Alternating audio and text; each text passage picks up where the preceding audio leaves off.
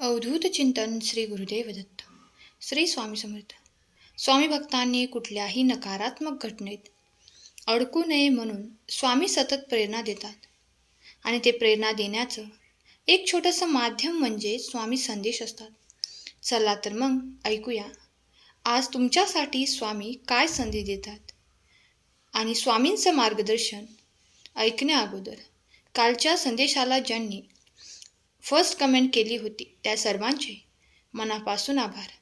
तुमच्यावर आणि तुमच्या कुटुंबावर स्वामी कृपा कायम राहो हीच स्वामींचरणी प्रार्थना. बाळा, आयुष्यात सर्व काही ठरलेलं असतं, विधिलिखित ठरलेलं असतं. तुमच्या दुःखाचे कारण तुमच्या अपेक्षा आहेत. दुसरे तुमच्यासाठी काहीतरी करतील ही तुमची अपेक्षा तुमच्या दुःखाचे कारण बनते. एक गोष्ट तुमच्या दुःखाचं कारण बनत आहे. लक्षात ठेवा, या जगात फक्त आपण स्वतः सोडलं तर आपलं कोणीही नसतं.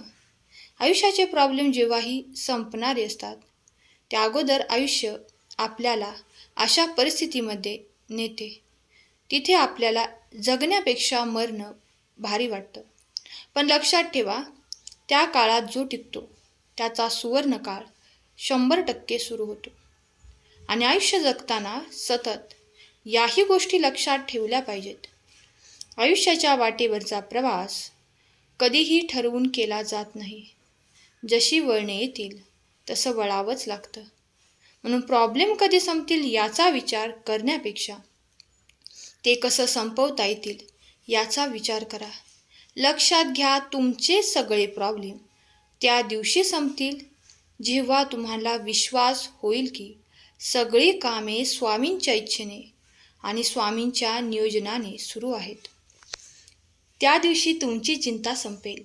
तुझ्याजवळ जे जे आहे त्याहीपेक्षा चांगलं तुझ्या खात्यात जमा करायचं आहे.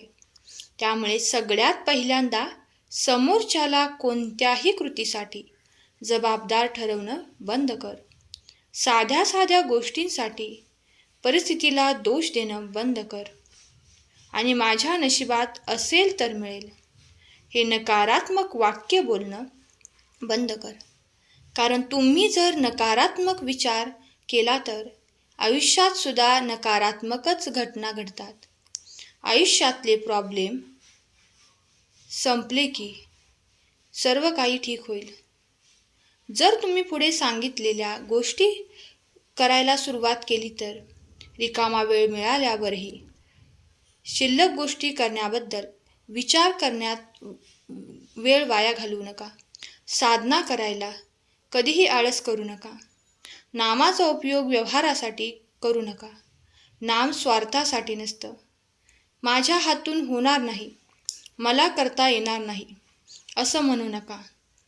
साधना करत असताना लोक आपल्याबद्दल काय बोलतील याचा विचार करू नका. दुसऱ्या सेवेकऱ्यांबद्दल आपली मते देऊ नका. त्यांना वाईट म्हणू नका आणि स्वतःबद्दल फार बोलू नका. अहंकाराच्या आहारी जाऊ नका. लक्षात घ्या, तुझ्या नशिबाचे ग्रह विक्री असू दे नाहीतर साडेसातीचे प्रारब्ध असू दे, मी तुला त्यातून सोडवणार. त्यामुळे चिंता सोड आणि चिंतन कर. आणि तुझ्या आयुष्यात तुला संपल्यासारखे वाटत आहे पण तसे काहीच नाही. एक नवीन सुरुवात तुझी वाट बघत आहे. तुझ्या दशा झालेल्या जीवनाला आम्ही लवकरच दिशा देणार आहोत. तुला माझ्यावर विश्वास नाही आहे का? नेहमी तुझ्या मनामध्ये तू बोलत असतो, स्वामी खरंच असं करणार का? तू अजूनही मला ओळखलं नाहीस आणि मनात शंका घेऊन तूच तुझं भाग्य उदय होण्यात अडचण करत आहेस. भिवू नकोस, मी तुझ्या पाठीशी आहे. तुम्हाला स्वतःला कळत नाही इतकं तुझ्या मनात काय आहे हे मला कळतं. नामस्मरण करत असताना तुम्ही मला पाहत नसाल पण मी तुम्हाला पाहतो, कारण मी तुमच्या हृदयात आहे. तुम्ही नाव घेता म्हणून मी तुमच्या मागे पुढे चालतो. आणि तुमचा जप 6 लाख पूर्ण झाला की तुमचा भाग्योदय निश्चित असतो आणि आयुष्यातले प्रॉब्लेम संपण्यासुद्धा निश्चित असते. आज रडणार, उद्या हसणार, विश्वास ठेवा. बाळा, तुझा भाग्योदय तू खूप लवकरच होताना पाहणार आहेस. फक्त विश्वास डगमगू देऊ नकोस. अवधूत चिंतन श्री गुरुदेव दत्त. बोला श्री स्वामी समर्थ. जर तुमचा स्वामी शक्तीवर विश्वास असेल तर आत्ताच या आपल्या भक्तिमय चॅनलला सबस्क्राईब करा आणि एक लाईक करायला विसरू नका. लक्षात ठेवा, तुमचे एक लाईक प्रेरणा देते आणखीन नवनवीन संदेश बनवण्यासाठी. स्वामींचे मार्गदर्शन तुमच्यासाठी खूप महत्त्वाचे आहे. ते तुम्ही शेवटपर्यंत ऐकावे असे स्वामी तुम्हाला आज्ञा करतात. सध्या खूप धावत आहेस. मनात काहीतरी चाललंय जे पूर्ण व्हावं म्हणून धडपडत आहेस. जेव्हा मनात स्वतःच्या मनाविरुद्ध गोष्टी घडत असतात तेव्हा तू सर्वस्वी माझी इच्छा आहे हे समज. कारण कदाचित तुला तुझा निर्णय योग्य वाटत असला तरी नियतीला ते अमान्य आहे. काहीच हरकत नाही. सर्वच मनातील इच्छा पूर्ण नाही होत. कारण तुझ्यासाठी खूप काही खास राखून ठेवलेलं आहे. मी तुझ्यासोबत आहे. कारण तू जेव्हा जन्माला येणार त्याच्या अगोदर तुमचे भाग्य, प्रारब्ध, कर्म मी लिहिले आहे. माझ्या नामस्मरणाने तुझे भोग लवकरच कमी होतील. लक्षात घे, तुलना करणं सोपं असतं. तुमच्या वयाची लोक खूप पुढे गेली आहेत. आज त्यांच्याकडे सर्व काही आहे असं तुला वाटतं, पण लक्षात घे, जसं दिसतं तसं नसतं. कदाचित ते फक्त दाखवतात की ते किती सुखी आहेत. तुझ्याकडे काही नसलं तरी माहीत आहे की तू समाधानाने जगू शकतोस. लक्षात ठेव, सर्वांना वेगवेगळे कार्य दिले आहे. तुझी वेळ आली की तुझा भाग्योदय होणे निश्चित आहे. नशिबात जे लिहिलं आहे त्याची तक्रार करू नका. आपण इतके समजूतदार व्हायचे, बाकी स्वामींवर सोडून द्यायचं. स्वामींच्या योजना तुम्ही समजू शकाल एवढे समजूतदार तुम्ही व्हायला पाहिजे. नामस्मरण चालू ठेवा. लक्षात असू द्या, स्वामी आपल्या पाठीशी आहेत.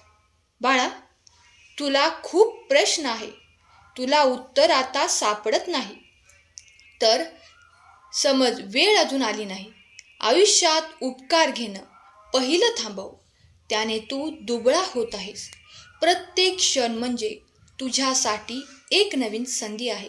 ही चुकली तर दुसरी संधी मिळेल, पण यासाठी योग्य निर्णय घेणे आवश्यक आहे. तुला मी आज सांगणार आहे ते तुला ऐकायचं आहे. माझी भक्ती कर, माझ्यावर विश्वास ठेव, तेव्हाच तुझ्या आयुष्यातले प्रॉब्लेम संपतील. लक्षात घे, तरुण वय जीवनात अतिशय महत्त्वपूर्ण मानलं जातं. या वयात मनुष्य जे कर्तृत्व दाखवेल त्यावर त्याचं पुढील भविष्य अवलंबून असतं.